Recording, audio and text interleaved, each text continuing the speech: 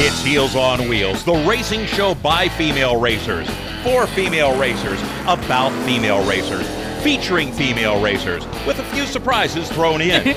Heels on Wheels is brought to you by Renew Salon and Spa, Excelsior Racing, and Dragonflies and Nymphs Creation.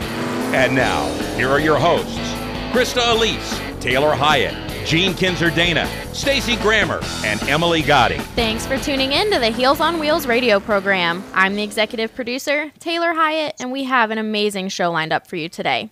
We have jet drag racer, marketing specialist, and comic book author Elaine Larson, and gearhead diva Rachel Barros. Stick around for our Rolex Roundtable and hear what our ladies have to say about all the excitement that went down in Daytona. KDP is back with more from Beauty's Got Muscle, and as always, Chef Sizzling Scotty with another great grillin' dish. So let's put those heels in drive and get this show on the road. Let's talk racing news, Krista. There's a lot going on about the Rolex, but we're going to save that for our roundtable. What's going on in your side of the world? Absolutely nothing. Drag racing is terribly boring. I'm just kidding. Actually, something really...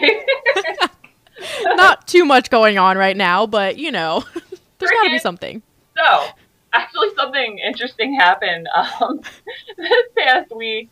So, three-time former NHRA funny car champion Raymond Beadle was among 7 motorsports figures inducted into the Motorsports Hall of Fame of America. And it was their 26th class of racing legends. I mean, to me, that's cool. It's you know, it's neat seeing drag racers get a lot of attention.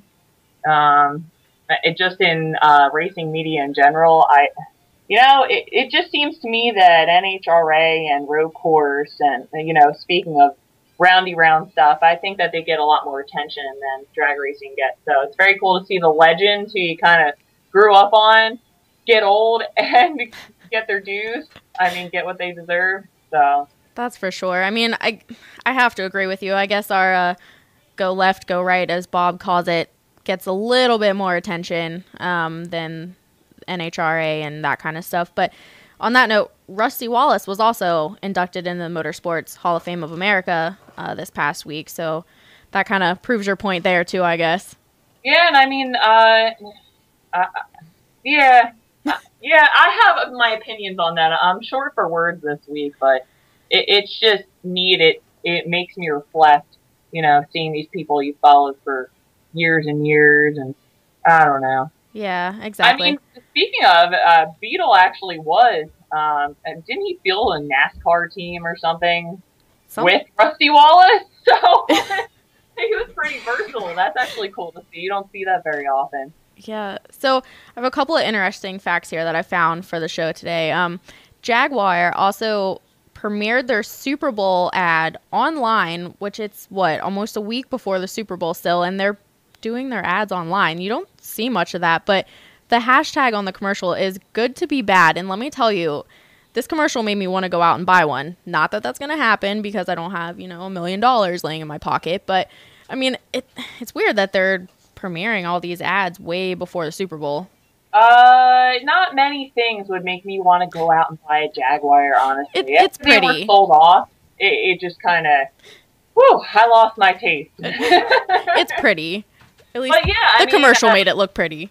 Yeah, I don't know. So I don't, you know what, I may be a Ford girl, but I don't like them. I think Jaguar is a crappy car, sorry. Sorry to all you Ford fanatics out there. Krista's very opinionated today. You know what? It's a Tuesday. What do you want? So, another interesting NASCAR fact that I found, Kurt Busch is maybe running the Indy 500 this year with Andretti Autosport. And I think it's cool to kind of see the NASCAR guys step out and do something different once in a while. You know, Tony goes and does dirt racing and that kind of stuff. So it's kind of nice just to see them do something other than NASCAR. Yeah, it's a similar type of racing style. I mean, obviously it's not the same, but, you know, you saw Danica Patrick, for just as a prime example, because she's so well known, with that, she made the jump into NASCAR. And I think that the potential is there if drivers keep going back and forth to be able to share a fan base. I think that would be extremely important just to keep, for the future of the sport. Speaking of Danica, I read an article that she's very excited about the changes coming to NASCAR, letting more people in the chase, but we won't get into that because that should probably be a roundtable discussion. We could go on about that for a long time. So I want to mention the 2014 World Rally Championship. There's a lot of changes going on there, and everybody's kind of announcing those things this week. They're tweaking a bunch of the rules, and they've got some new drivers, a different lineup, and that kind of thing. And they're also returning to Rally Poland, which I know a lot of fans are excited about that. I gotta admit, I don't know much about rally racing. I know it looks fun on TV. Yeah, I would imagine that the rally racing changes were heavy towards safety. Yeah, exactly. And like we were saying last week, I told Stacey I would never get in a rally car and do that because I'd be scared. But, she's all for it, so we'll have to mention that to her next week. But they are in Sweden starting on Wednesday, so you'll want to, if you like rally, you want to get in and watch that and follow what they're doing this week coming up. And I think NHRA has an event next week too, also, Krista, right? Sure. I'm pretty sure I saw that I think their first event is next week sometime. But I'm hibernating still. It's winter up here in DC. Exactly. So. Yeah, we're a bit frigid up here. That's the problem. We're just frozen. I want to go to Sweden and watch rally racing. Yeah, exactly. With the Swedish chef, he can make us meatballs. So let's talk about the DC car show real quick before we have to go. There's a bunch of stuff going on down there. A lot of new cars. What'd you find about that, Krista? I'll be interested.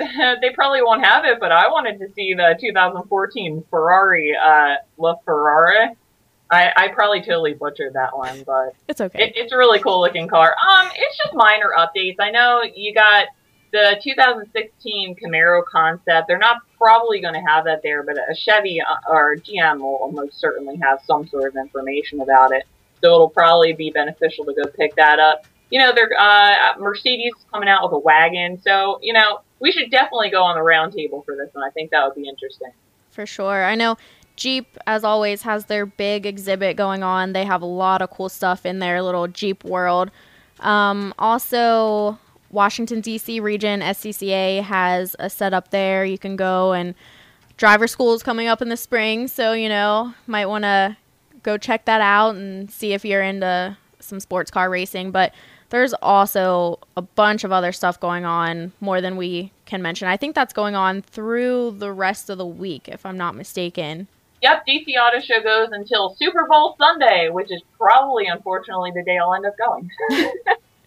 Yeah, so you'll definitely want to check that out. And unfortunately, that's all the time we have for racing news this week. Thanks so much, Krista, for your input. And let's go see what Scotty has cooking in the kitchen for us. Ladies, thank you very much. Yes, this is Sizzling Scotty, and I've got another fantastic tailgate recipe for you. Now, it is a little bit chilly out, and we are celebrating the big game this coming weekend. So I've got something that I think will warm us up and really make us happy. And this could be good if for those people in New York City that might be tailgating, or this could be for right at your own home for your own big game party. So let's get right into this awesome chili recipe. Now, this is a little bit different than the other ones that we may have done on past shows. This is kind of an all-in-one chili, and let's get right at it. Ingredients list is a little extensive, so we'll start out with 2 pounds of ground chuck, 1 pound of bulk Italian sausage. We're going to use 3 cans of chili beans, and you can pick whatever 3 cans that you'd like. And these are just plain chili beans. You get black beans, white beans, pinto beans, whatever you'd like. Then we're also going to have 1 can of chili beans, and these are chili beans that come with a little spicy sauce mixed in. We're going to use 2 28-ounce cans of diced tomatoes with the juice. We're going to use 1 can of tomato paste, and that's a 6-ounce can. 1 large onion, 3 stalks of celery, chopped. Onion should be chopped also. 1 green bell pepper, seeded and chopped. 1 red bell pepper, seeded and chopped. We're going to use 2 green chili peppers, and these are just standard chili peppers. These have a mild heat. If you go to your local grocer, just a standard chili pepper. We're going to have made, since, every morning, big game Sunday, you've got breakfast laying around. Make yourself a couple extra pieces of bacon so we can throw some bacon into the recipe. We're also going to go with 4 bouillon cubes. We're going to go with a half a can of beer, a half a cup of chili powder, and you can use whatever kind of chili powder you'd like, 2 tablespoons of Worcestershire sauce, 1 tablespoon of minced garlic, 1 tablespoon of dried oregano, 2 teaspoons of ground cumin, 2 teaspoons of your favorite pepper sauce, 1 teaspoon dried basil, 1 teaspoon salt, 1 teaspoon ground black pepper, 1 teaspoon cayenne pepper, 1 tablespoon of paprika, 1 teaspoon of white sugar. Now, wow, ladies, that's a pretty extensive ingredients list, but when we get these things all mixed up, all nice and happy together, you're going to find that this is great chili. So here's the directions to this recipe. Pretty simple. Heat a large stock pot over medium-high heat, and you're going to crumble in the ground chuck and the Italian sausage into that hot pan and cook it until it's evenly browned. If you want, you can drain off a little bit of the excess grease. If you're using ground chuck and you've got a good quality Italian sausage, you're not going to really have much grease in the pan. We're going to pour in our chili beans, our spicy chili beans, our diced tomato, our tomato paste, and it's basically everything into the pool. We're going to add the onion, the celery, the green and red bell peppers, the chili peppers, the bacon, the bouillon, the beer, and then we're going to season this with the chili powder, the Worcestershire sauce, the garlic, the oregano, the cumin, the pepper sauce, the basil, the salt, the pepper, the cayenne, the paprika, and the sugar, ladies. And we're going to stir that all in. We're going to blend it up all nice and happy. We're going to cover and we're going to simmer that on low heat for about 2 hours. Just going to let that sit on that stove and get all nice and flavorful. We're going to stir it occasionally, make sure that mixing everything up nice. After 2 hours, taste it. And the one thing, ladies, that a lot of people don't do with a lot of their recipes is they don't taste it or they don't adjust for salt. So we're going to adjust it, make sure to check the salt and pepper and the chili powder. If necessary, add a little bit. The longer the chili simmers, the better it's going to taste. Remove it from heat, refrigerate or serve it right then and there. Ladle it into some bowls, top it with some corn chips, some shredded cheese, maybe even some diced onion. And ladies, you've got a big game chili for your party that everybody is going to enjoy. And I'm going to enjoy it this week with a nice ice cold beverage, probably a nice blue light, and I'll be enjoying the big game, and as I hope that you ladies will also. Ladies, thank you very much. And again, to our listeners, this is Sizzling Scotty. You can check out my Facebook page, and that's Tailgate Grilling with Sizzling Scotty, to get all our recipes, or the Heels on Wheels Facebook site also. Give us a like. Tell us what you'd like to see or hear on a future show, and we appreciate all your comments. And we'll be right back after these messages. Motorsports sales professionals. Scorpion Radio Group Incorporated's Performance Motorsports Network is looking to build a team of experienced media sales professionals to represent our motorsports programming to the industry's top companies, magazines, and racing series. If you have motorsports sales or marketing experience, know how to work with agencies, understand social media, and are incredibly creative when it comes to working with clients and promotions, then we want to hear from you. Top performers are richly rewarded. Your imagination is the only limit here. Call 717-749-0444 or email Sue at scorpionradiogroup@gmail.com. That's 717-749-0444 or email Sue at scorpionradiogroup@gmail.com. Here's an important message from RAD and this station. Hi, I'm Melissa Etheridge for RAD, recording artist against drunk driving. Your lifestyle is your business, but when you drive drunk, you become everyone's business. Don't drink and drive. Be responsible. Choose a designated driver. Music lives, and so should you. Please, don't drink and drive. If you're a gearhead, you probably go online to those hot rod superstores, drooling over the chrome and speed goodies until you find just the right item for your muscle car, tuner car, truck. But what do you do when it comes to fixing the mom mobile? If you're like most do-it-yourselfers, you head to the strip mall part store and talk to the "Do you want fries with that?" kid behind the counter. Hold on, Bunky. Did You stop to think where those chain stores are getting the parts that you're installing in the vehicle that's used to transport your family everywhere? They get the cheapest suppliers they can find to sell you the parts at bargain prices. Their limited lifetime warranties? What a joke! Remember the last time Mom's car broke down? You heard about that one for weeks. Don't take that chance again. Excelsior Racing has the quality parts you need for your family vehicle. Parts that you can install knowing you're getting the best for your family. Excelsior Racing. Quality parts, personalized service, affordable pricing, fast to you direct. Excelsior Racing. Online at excelsiorracing.com or call 502-909-2034. You got it locked to Heels on Wheels, the PerformanceMotorsportsNetwork.com, a member of the Scorpion Radio Group. Now back to the women wearing the driver's suits. We're back with the Heels on Wheels radio program. I'm Taylor Hyatt, and I have Krista Elise here with me. And we are interviewing Jet drag racer Elaine Larson. And I hear she has someone else with her as well.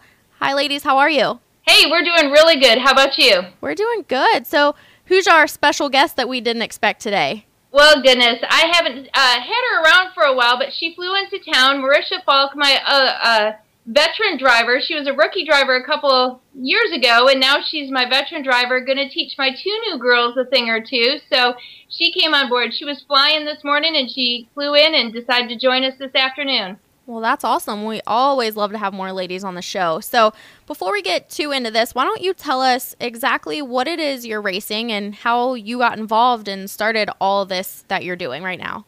Well, Marisha and I both drive 5,000 horsepower jet dragsters. They go 0 to 100 in a second, 0 to about 280 in about 5.5 seconds.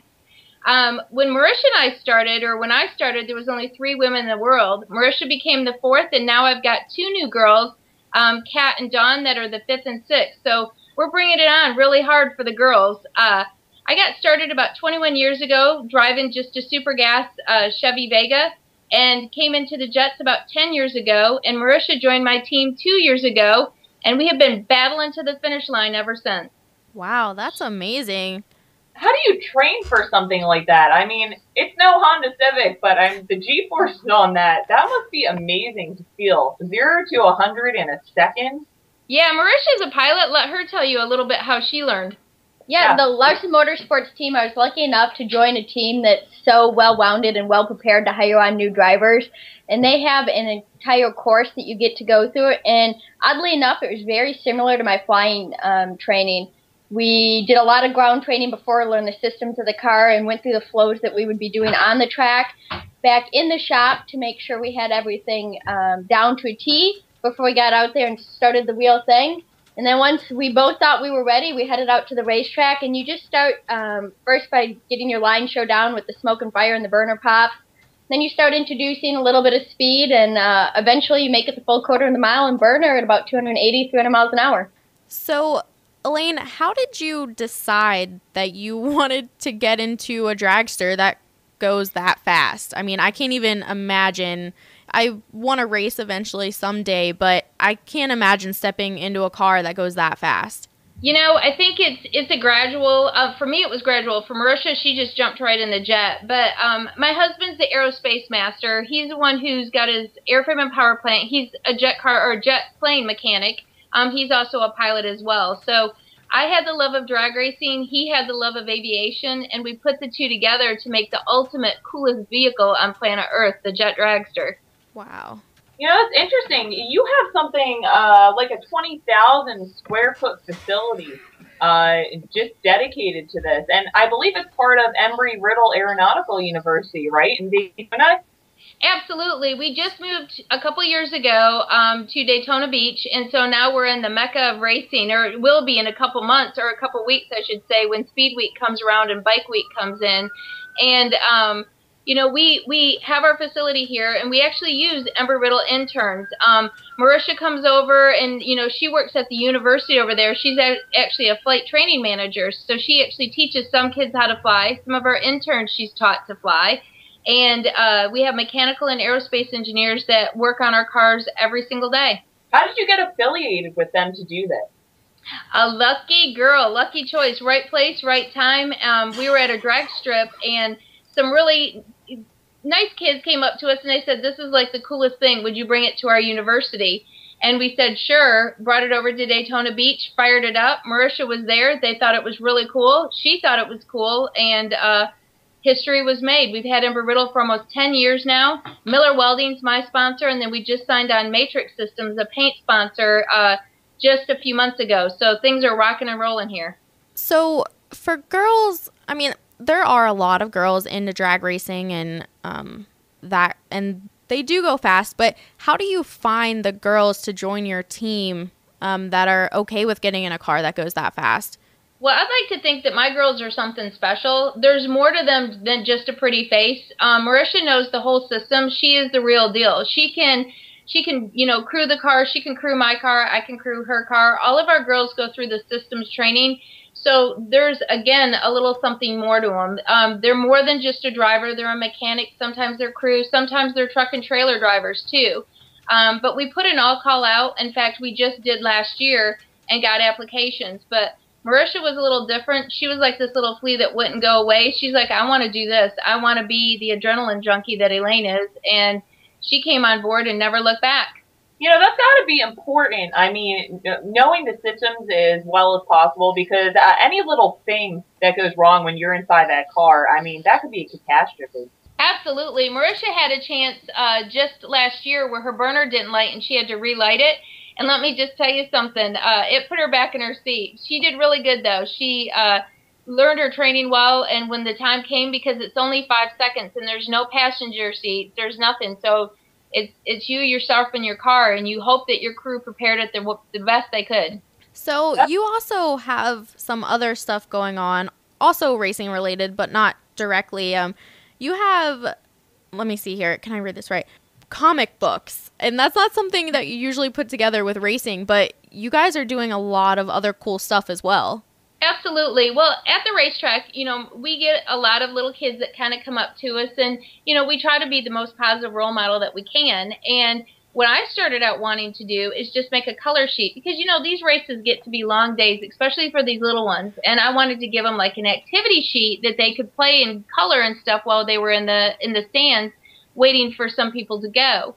And that's what it started out with, is just an activity sheet. Well, a company picked up on that, and we decided to make Adventures Ablaze. It's Haley Sparks, and she is hotter and cooler than I would ever be. She has an all-female crew, and she runs her car on biofuel, which is the same that Marisha does. Kind of like all of us girls put together and making this really cool girl named Haley, and she is on shelves now. You go to adventuresablaze.com, and you can get your copy. It's going to be probably 8 different comics that'll be out, and we're going to look for a lot from her. Wow, that's really cool. I mean, what's next for you guys? You know, you have the facility, you know, to research and to prepare. What are you looking forward to for the 2014 season? Oh, my goodness. Well, Marisha's going to be training. She was a rookie, and she battled me for the last couple of years, but now she's got to become the mentor to the other 2 new girls. We also just hired another girl, which is our PR and marketing agent. She is going to help us get like all of our Facebook and Twitters and all this kind of stuff put together. But I just look for us to go out there, show how strong us females really can be. You know, I have a bunch of good guys that are behind me. I have Brian Tachi, who's my shop foreman. You know, I got to mention the husband, Chris, of 27 years. Good Lord, where would I be without him? But, you know, it's I don't know. I want to bring more teams on. 2015, I would like to bring 2 more teams on, and 2016, maybe 4 more after that. Marisha's going to start learning how to drive a Jet Funny car. She's going to be one of the first ones in that. So we're excited to see how she does and see if I can't make her scream. Yeah, that's fantastic, because I actually had the pleasure of watching that at ZMAX Raceway a couple of years ago. And I mean, you know, we were in the booth, the box behind, and that's something you just don't forget watching. That's amazing. Yeah, and all that power comes out of that little 5-foot frame. Marisha weighs, they like to say, oh, she weighs just under 100 pounds. And I say, oh, isn't that nice? You know, she's a little bit of a girl. That's what I love about drag racing, though. You don't have to be physically the most strongest, although we do work out. You know, both Marisha and I have a pretty aggressive regimen of working out and cardio and stuff like that. It just helps with the G-forces that we have to sustain. And also, it's 5Gs. You got to keep making sure that throttle's all the way forward because us girls want to go as fast as we possibly can. So for the younger girls that are looking to get into any type of drag racing, especially what you guys are doing, what advice would you have for them in order to get involved? I think being probably newer than Elaine, the biggest thing is if you really want it, you have to kind of work hard for it and show somebody that you're dedicated to it. You can't just show up at the track and kind of be all bubbly and say, oh, I want to drive your race car. You have to put in the hard work and help them out at the track and at the shop when the work's not quite as fun. So I want to ask, you guys have some pretty cool paint schemes on your car. Where did you come up for the ideas for those? I love it. I knew that I wanted my car, my Decade of Thrills car, after racing jets for 10 years, I wanted it to be like killer. Usually I kind of pick our sponsors and kind of pick something cool out about her or about they mean. Marisha's designed like a fighter pilot. She wanted to be a fighter pilot, but she was a little too short. So we kind of made hers more in a fighter pilot scheme. Or fighter scheme, and then the other ones are kind of eagles. And just wait till you see my Adventures of Blaze car. She actually has her very own car that you can come see. It is insane. It is off the chain. We actually had a comic book artist come in and airbrush every single inch of that car. It is crazy, but that's the cool part about these. Our sponsors have been really nice to us in allowing us to have that freedom with our paint schemes. You know what, we're almost out of time, and, we'd love to have you guys back on to talk, but for the meantime, tell everybody where they can follow you guys and your progress online. I mean, you don't always, you don't only appeal to racers, but even aeronautical enthusiasts, and also talk about your sponsors. Absolutely. Well, you can follow all of us girls at lmsjets.com. That is the website that goes to all 4 of our teams. And that gives you all of our personal Facebook and Twitters and all that kind of stuff. We also have like a video page where we like to think that we're little movie stars or something. I don't know, but we have a lot of fun doing videos. So we put in-car camera shots. Marisha doesn't blink when she goes down the track. So it's kind of fun. But all of that stuff can be found at LMS Jets. We wouldn't be where we are without Embry-Riddle, Miller Welding, Matrix Systems, Brute Force Batteries. But here's the best part. February 8th, we're going to start the Winter Meltdown. Now, I know a lot of y'all are in really cold places, but here in sunny Florida, it's going to be 82 this weekend.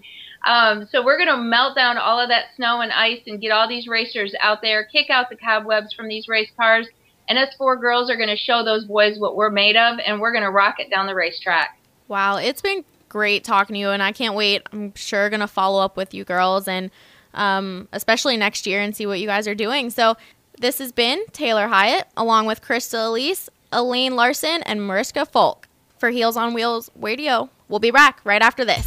Motorsports Sales Professionals. Scorpion Radio Group Incorporated's Performance Motorsports Network is looking to build a team of experienced media sales professionals to represent our motorsports programming to the industry's top companies, magazines, and racing series. If you have motorsports sales or marketing experience, know how to work with agencies, understand social media, and are incredibly creative when it comes to working with clients and promotions, then we want to hear from you. Top performers are richly rewarded. Your imagination is the only limit here. Call 717-749-0444 or email Sue at scorpionradiogroup@gmail.com. That's 717-749-0444 or email Sue at scorpionradiogroup@gmail.com. Here's an important message from RAD and this station.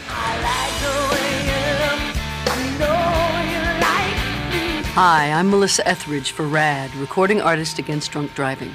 Your lifestyle is your business, but when you drive drunk, you become everyone's business. Don't drink and drive. Be responsible. Choose a designated driver. Music lives, and so should you. Please, don't drink and drive. Before a disaster turns your family's world upside down, it's up to you to be ready. Get a kit. Make a plan. Be informed. Learn how at www.ready.gov. Brought to you by the Federal Emergency Management Agency and the Ad Council. You got it locked to Heels on Wheels, the PerformanceMotorsportNetwork.com, a member of the Scorpion Radio Group. Now back to the women wearing the driver's helmets. Hey everyone, everyone. We're back with Heels on Wheels Radio, and this is Taylor Hyatt along with Crystal Elise. We have Rachel Barros, hopefully I didn't mess up your name, I'm sorry if I did, who is our gearhead diva, and she works on just about anything. So, hi Rachel, how are you? Hey, how are you? And you did not butcher my name, so awesome job, ladies. It's so exciting to talk to you all. We're happy to have you. So, you, like I said, work on pretty much anything. How did you get started working with cars in the first place? Well, I actually like to work on just about everything. Growing up when I was little, I was always really interested in the way things worked. So my dad was an electrician, and he would take, my sister and I on jobs to help him out. So whether it was like running wires behind walls or splicing into wires, and this was always like really, really cool to me. So of course, I took what I learned and applied it to a lot of home electronics and appliances. Some of them did meet their demise, and weren't able to be put back together again. But I figure if you can put back something together again with fewer parts and have parts left over, hey, you made it more efficient and you got a weight reduction. So you actually run a website, gearheaddiva.com, which is really cool to me. I was checking it out earlier, and it really caters to, do-it-yourselfers and showing how things are done. What can you tell us about that? Sure. Basically, like a lot of people that get their first project car, you score something on eBay or Craigslist and you actually survive the Craigslist encounter. You're so excited. You bring it home and, there's a couple touches you want to do different to it and personalize it. And you're like, yeah, time to tear it up in your garage or outside. And then you start to dismantle it and you start to discover things and you find out that working on a project car is a lot like peeling an onion. The more layers you peel back, the more you just want to cry. So I found myself in a position where a lot of enthusiasts find themselves. We don't do this for a living. We do it for fun, and we love to personalize our cars, either for the track or maybe you just want to do something cosmetic. And what ends up happening is so many project cars, and we've seen this time and time again driving down the road, just sit in front yards or backyards or in garages just kind of halfway done or just taken apart. And I, found myself in a similar situation. You're looking at, oh my gosh, I'm in way over my head. So Gearhead Diva started out as a hobby. I was posting pictures for my family and friends to show them what I was up to. And what I found out was other people were stumbling upon it and commenting, and we would joke around like, oh, you think your botch repairs are bad, from previous owners? Check out what I found when I was taking my ride apart, chicken wire repairs, newspaper repairs, cardboard for headliner repairs. So, we had a whole bunch of fun pictures going back and forth. And it started to kind of pick up and become a community. And that's where I started the formal publication, because so many people find themselves in that position. As enthusiasts, we all struggle with budget, time, and also space. So it's a way to break up projects in bite-sizable pieces that you can accomplish every weekend. So you see your project car moving forward, and that in and of itself just builds a lot of excitement, how to best allocate your money depending on the end result you want to get with your car. So it's just a site to inspire people to pick up the wrench, fight the war on stock, no matter in what form it is. It could be, getting your car ready for the track, or it can be just a few cosmetics that you do on the interior or upgrading your stereo system, but something that you do to make your drive more enjoyable and just make the driving experience, something that caters to your personality. Okay, I have to ask, what was the worst thing you've ever found on a car? Oh my gosh. Well, smells. And trying to track down smells and not being able to track down smells. That's definitely the scariest thing about working on cars. You're like, I know something's dead in here. And you are pulling every panel, every piece of carpet, all of your seats out, just trying to find it. So unidentifiable smells is definitely the scariest part. So you've definitely worked on a lot of stuff, it sounds like, but you have to have that favorite project that when you got it done, you were just like, wow, I can't believe that I actually got this done. Yeah, definitely. The toughest, I think, for a lot of people is rust repair. You bring the car home and you realize there's a couple holes in the floor, or you know you have to take care of it, especially living in the Northeast or in the East where there's a lot of moisture before it gets any worse. So cutting into a panel was definitely one of those fear factors, and having a panel ready to go and learning to weld that in. So that definitely, when I accomplished that, I thought, wow, you know, I'm thinking I'm a master builder. You know, of course, there's a long way to go, but that was a great, great accomplishment. Oh my God, especially on the old cars, that's got to be terrible. I mean, I know especially, you know, even the newer, younger generation loves the old muscle cars, but they don't always have the budget for it. I mean, it's crazy. Yeah, I mean, it's a great thing that a lot of movies are still incorporating cars. I mean, we pretty much stick to late 60s through the 70s. These are cars that are still being introduced through like Fast and Furious and cool like Drive Angry with Nicolas Cage. So those cars, you know, still have relevance in today's time. And so, you know, and a lot, whether you're young or you're older and you buy these cars, a lot of times you like it as is. You know, you don't want to really do too much digging, but you know, a car of that time compares to this time. I mean, it's just not as dependable to drive. So a lot of times you're like, oh, let's go to the movies. And, well, let's just take our regular car because, you know, they're scared that the car might not start up in the parking lot when they're done. Or, you know, so the site goes through a lot of things that you can do to your classic, you know, or your vintage car that make it a more reliable daily driver. So these cars just don't sit in the garage. It's like, oh, it was a good idea, but, you know, now it's sitting. So you can put it to use and be comfortable driving it. So you've been doing this, you know, pretty much your whole life, but how did you learn how to work with the cars, or who taught you how to do these things to the cars? Did you go through any training or schooling? I went to the Philadelphia Automotive Training Program to learn, you know, the basics of mechanics. A lot of the body stuff was self-taught. Most of it is actually self-taught. And then when I really wanted to learn to do something, or I was stuck, or I just wanted to learn a few different techniques, sometimes when you don't have somebody guiding you, you're kind of doing the same wrong thing over and over again and wondering why you're not getting great results. So I was so surprised at how easy it was to partner with different restoration shops, engine building shops, or collision shops in the area. So many of them welcome you in, and especially when you have that eagerness and that honesty to learn, a lot of them just embrace that, and they love the passion for cars, and you know, everybody's talking about their car and where they are with their car. So that's predominantly how I learned, was just a lot of apprenticeships, going in, spending time and learning proper sanding techniques, proper welding techniques, and you know, proper wiring. You know, even though that's primarily my background, I'm the most comfortable with wiring, but just to learn how to disassemble cars the right way so you don't break pieces as you go, because that starts to get pretty expensive. What are your plans for the future? What do you want to get out of all of this stuff that you're doing? Well, I definitely want to continue to educate. We're primarily an educational site, eventually to build perhaps like summer school programs for kids that are looking to get into it or a little bit scared to start on their car, and for adults too. You know, so many of us there's so many wallflowers, I call them, that are sitting there on the wings just waiting to get involved, but you know, they pop open the hood, and today's cars, it's all plastic and electronics. It's a little intimidating. So to create a program for basics, we have all new videos coming out that take you through the basics, and then moving to more advanced things, but all within the confines of being able to do these things within your garage, using a lot of the basic tools that you have. So that's really where we're going. We want to introduce motorsports and just general problem solving and wrenching on your car to younger and younger generations.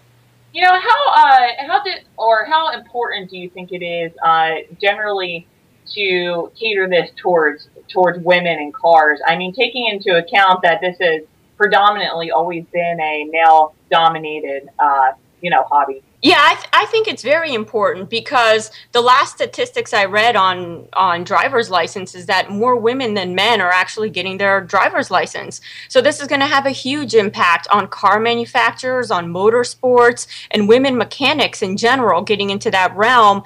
And I think the earlier you reach a female, she may not like it. I mean, you may take her into the garage or buy her some toy cars, and at least you exposed her to that, and she may or may not like it, but there's going to be a percentage that just love it, and they would never otherwise be exposed to it.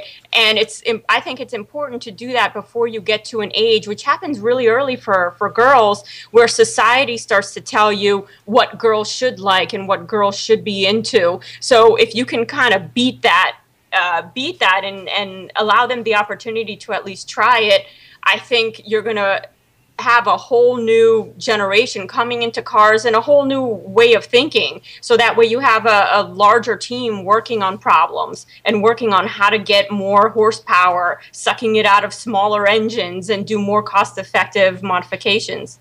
You know, I think that's so important because I've been doing this for years, and even I still get intimidated, you know, being in the garage and tackling a new project.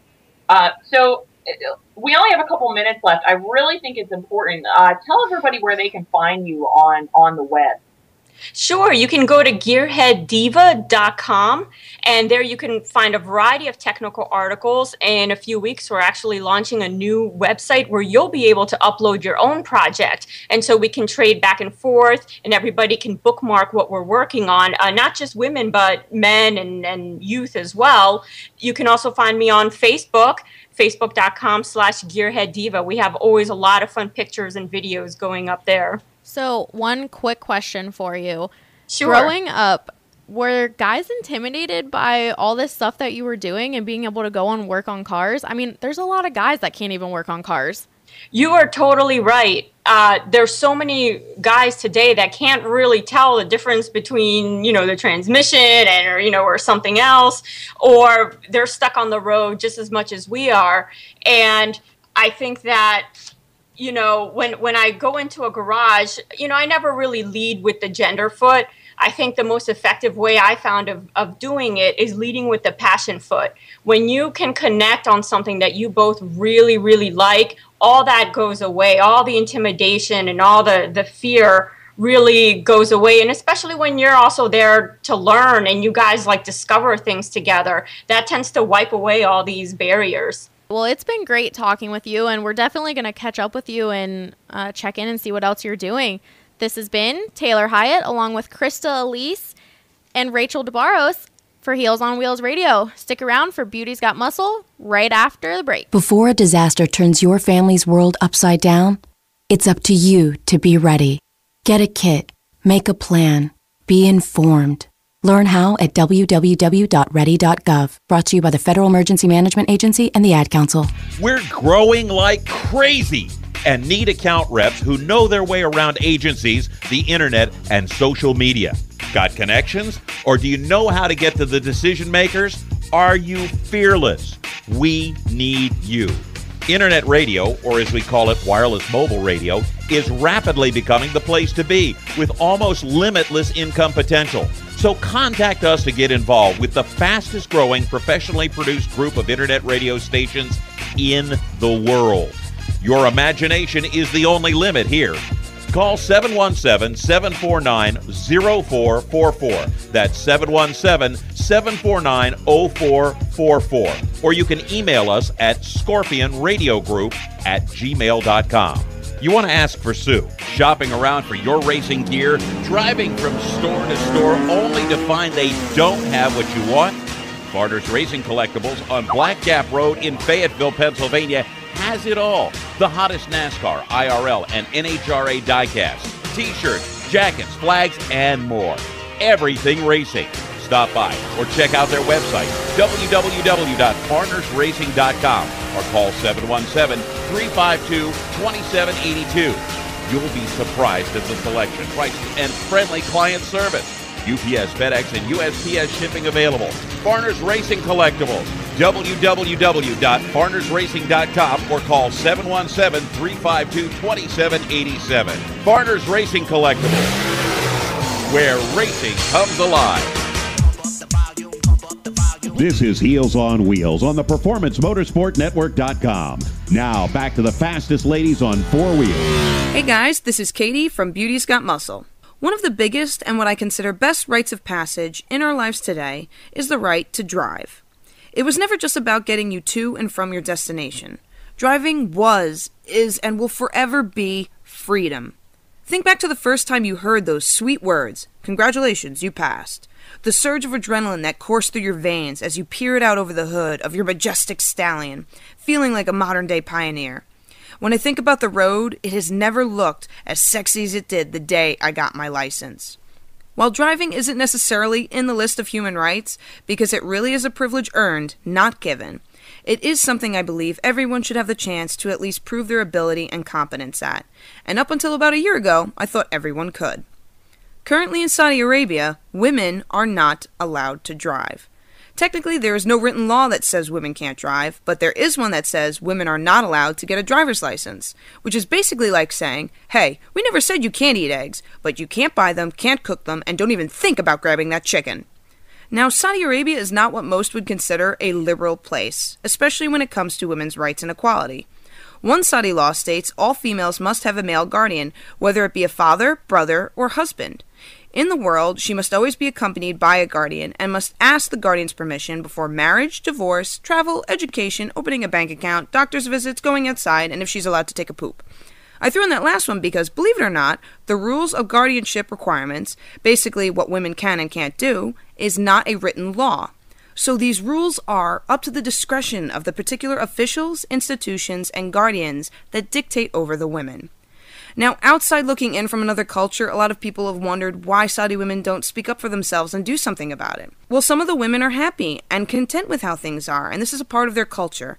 And while I don't agree with a lot of their beliefs, they are entitled to them just as much as I am my own. And heck, if they're happy and healthy and not hurting anyone, then what's the problem? Now, the reason I'm talking about all this is because about a year ago, I began to get a bunch of new followers on my Beauty's Got Muscle Facebook page, whose names were all written in Arabic.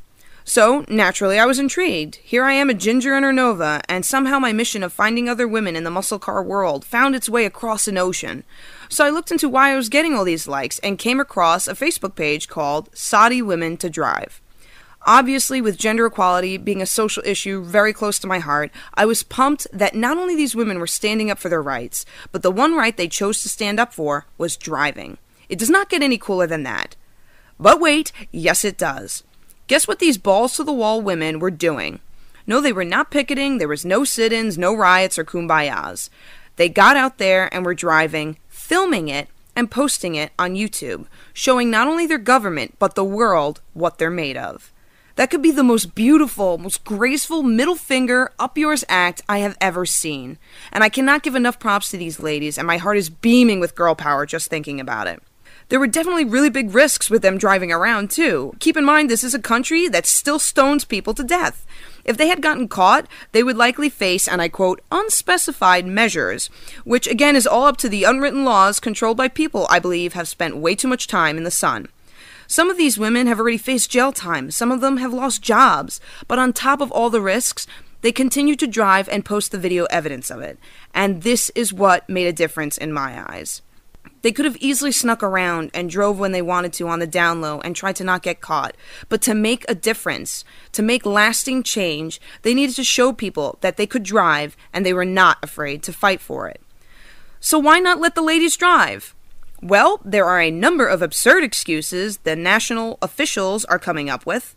According to certain Saudi Arabian cleric and judicial advisors, women drivers are damaging their ovaries due to the position the pelvis is placed in when operating a motor vehicle. Now, call me crazy, but isn't sitting in a car just like sitting in a goddamn chair? Then a member of the Consultative Assembly submitted a report saying lifting the ban would cause prostitution, pornography, homosexuality, divorce, and, I quote, the end of virginity. Now, I don't know how these assembly members drive, but I can tell you they are putting the shifter in the wrong place. So what's the truth behind why they won't let women drive? Well, I believe driving is freedom, and in a society where the woman is required to always have male supervision and is not allowed to act much on her own, driving poses as a massive threat. The good news is, since 1990, with their consistent efforts, the Saudis are steadily becoming more accepting of the idea and even have growing male support. On October 26 in 2013, women all around Saudi Arabia got behind the wheel to drive for a massive movement to help protest the ban.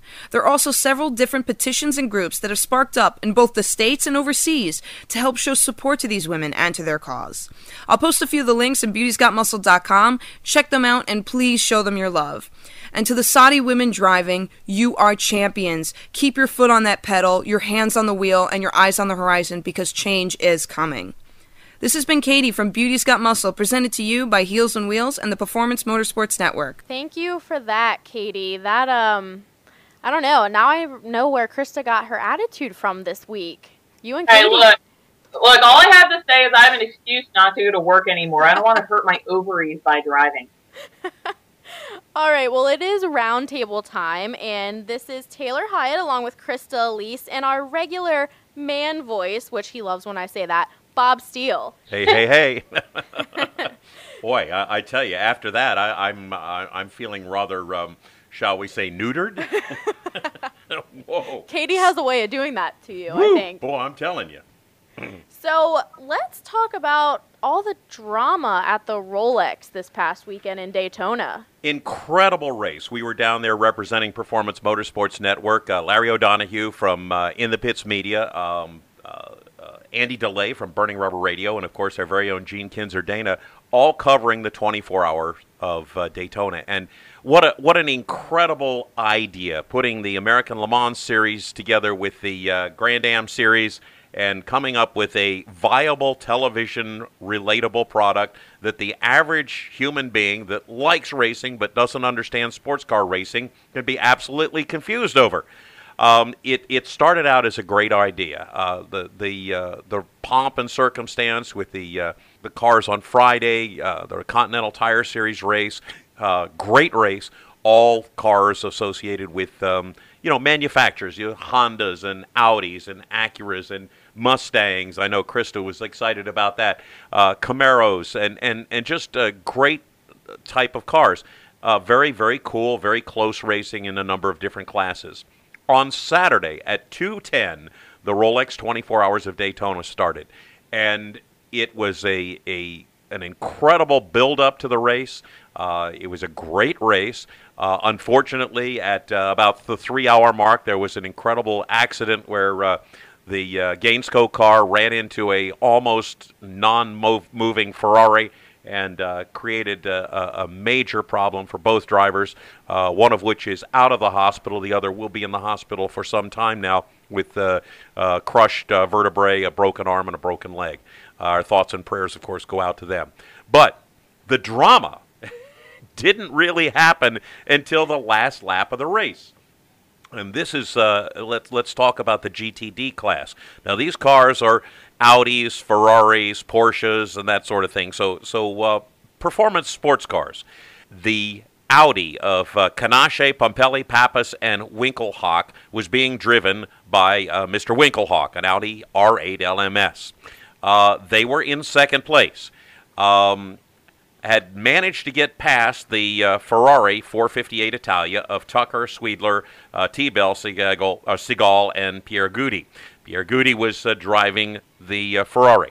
Now, let me set the stage. Before they went out on the track, at the driver's meeting, the IMSA officials said, no rubbing, no bumping, no grinding, don't interfere with somebody else's racing room, or you will get a 75-second penalty.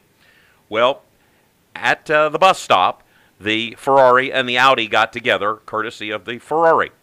The Audi, coming around on the last lap, which was a green-white checker, incidentally, the last lap of the race, in the infield, the Ferrari gets up in the face of the Audi, and as the race ends, the officials award the win to Audi, and the pomp and circumstances, the champagne, the Rolex watches are passed out, and lo and behold, 4 or 5 hours later, they said, whoops, we were wrong. The Ferrari people didn't hit the Audi, therefore they didn't interfere with their space, and we're not going to we're going to give the win to the Ferrari. So that is the drama. Now, what was funny was in the media room, the Italian media versus the rest of the world media. There was almost a fist fight in the media center.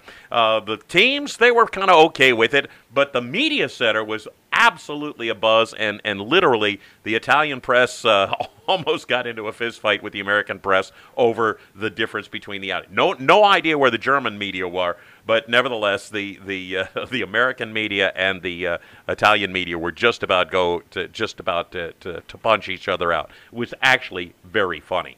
You know, I think that happens a lot. The fans tend to be a little more disappointed and a little more angry than the actual teams because they're used to this kind of stuff. I mean, they go through this all the time with penalties and, you know, you win, but, you know, later you might not really win. So I think that really tends to happen a lot. We just don't see it as much because most of the races aren't as televised as this huge event. But I'm all for racing, and you know, you have to get it where you get it, but when one car's in front of you and you know that he's in front of you, don't do something to make him not be in front of you anymore.